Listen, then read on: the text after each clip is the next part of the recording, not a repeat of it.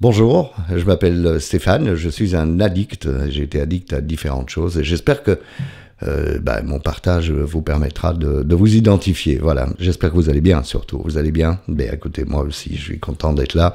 Comme chaque semaine, on va aborder des thèmes, mais j'ai un peu changé la méthodologie parce que vous me posez des questions et j'ai envie d'y répondre. Alors, je voudrais le dire encore une fois, je le dirai souvent, je n'ai pas de légitimité médicale. Je ne suis pas un psychologue, je ne suis pas un psychiatre, encore moins un psychiatre. Je ne suis pas un addictologue. Je suis non plus un coach. Voilà, je n'ai aucune prétention. Je ne voudrais surtout pas que vous imaginiez que je suis là pour vous donner des conseils.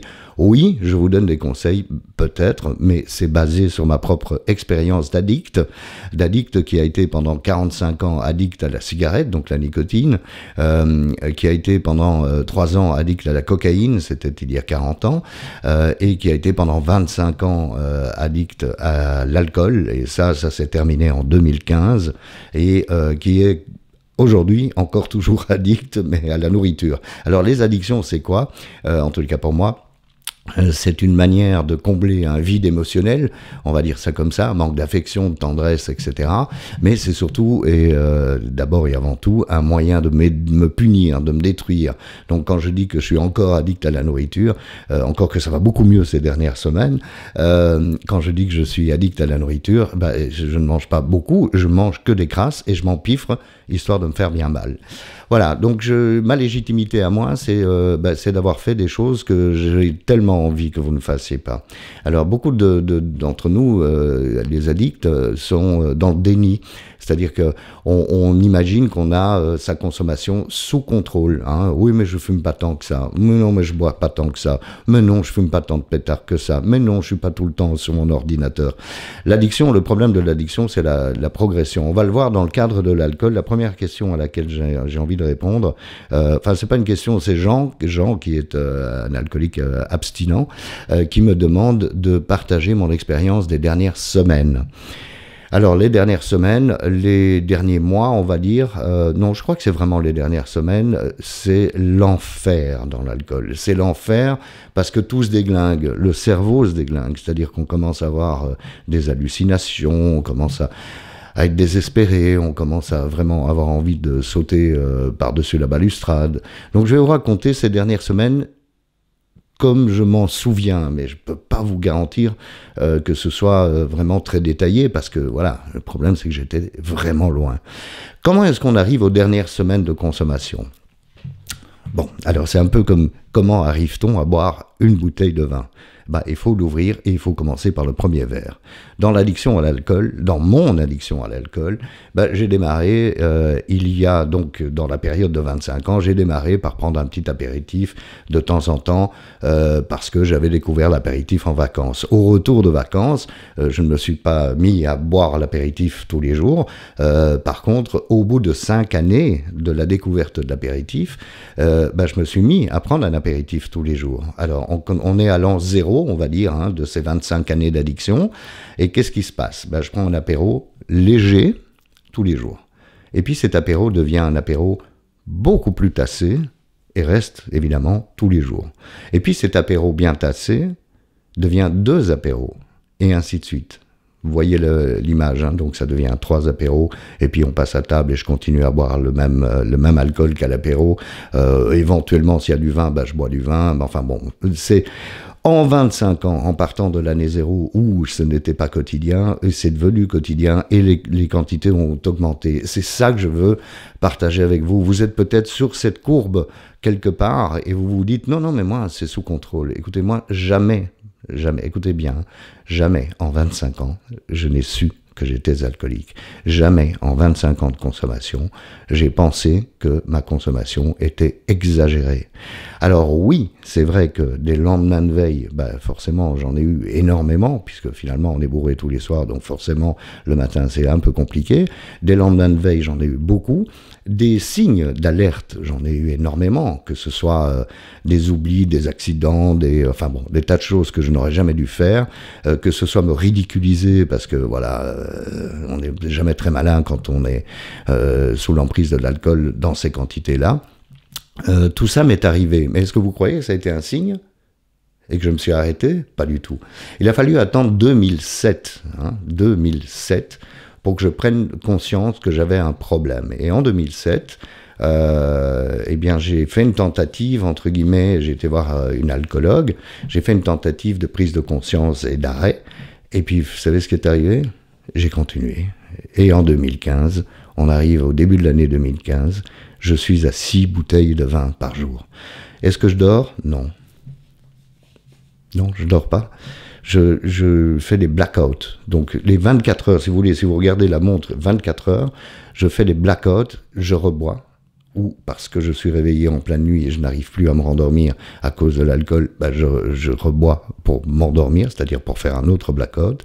Donc les dernières semaines d'un gars comme moi qui a commencé juste à prendre l'apéritif, qui a une tendance à être un addict, les dernières semaines, c'était la folie pure et simple. Je fonctionnais, à la limite, je ne fonctionnais plus du tout, mais je fonctionnais comme quelqu'un qui va mourir. J'aurais pu mourir de suicide, parce que franchement, l'alcool, ça entraîne une dépression profonde. J'aurais pu me jeter par-dessus le toit. J'aurais pu mourir d'accident, parce que, bien entendu, j'ai continué à conduire une voiture dans cet état-là. C'était à l'étranger, on roulait de l'autre côté de la route, on roulait à droite, au lieu de rouler à droite, on roulait à gauche. Je me trompais toujours de sens de la marche. J'aurais pu mourir aussi d'un cancer violent, parce que j'ai eu, pendant les dernières semaines, voire les derniers mois, une diarrhée chronique. C'est-à-dire que toute la journée, je devais m'absenter, aller aux toilettes, et c'était vraiment... c'était l'enfer aussi, ça. Donc, ce que j'essaye de dire, et ce que Jean veut que je vous dise, c'est que ne doutez pas un seul instant de tous les témoignages d'alcooliques qui ont arrêté de boire. Quand on devient abstinent, tout rentre dans l'ordre si on s'arrête à temps.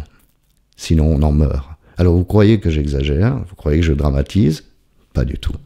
Tous ceux qui sont morts, vous savez quoi? Ils sont pas là pour nous en parler. Mais nous, qui sommes des alcooliques abstinents, avons rencontré plein d'alcooliques qui tentaient d'être abstinents. Certains d'entre eux ont rechuté et beaucoup d'entre eux ne sont jamais revenus. Ils en sont morts. Donc voilà, je voulais pas vous alarmer, mais c'est une réalité. Vous êtes en train de consommer des apéros régulièrement. Dès que ça augmente, méfiez-vous, parce que l'enfer, je l'ai vécu. Et l'enfer, c'est pas uniquement, par exemple, la diarrhée, c'est aussi dans la tête. L'obsession de continuer à boire, l'obsession de vouloir échapper à la réalité, parce que la réalité, elle est devenue atroce, complètement atroce. Donc voilà. La deuxième chose que je voulais vous dire aussi à ce sujet, je regarde le timing, mais c'est Bernard, qui très gentil m'a dit... écoutez, il faudrait peut-être signaler qu'un sevrage, ça se fait avec un suivi médical. Et je suis entièrement d'accord avec ça.